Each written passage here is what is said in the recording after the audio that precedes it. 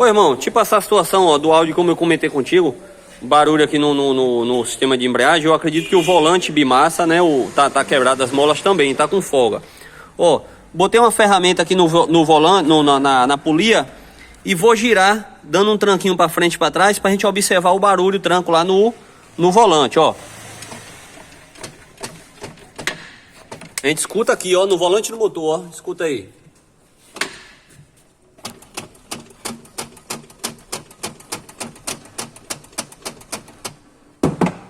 Aí, esse barulho, com o carro funcionando, eu vou funcionar o carro aqui pra vocês verem.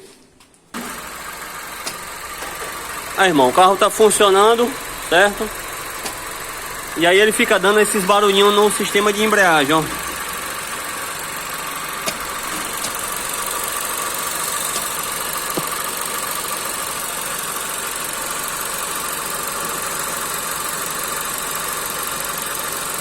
Tá intermitente, tem hora que não dá.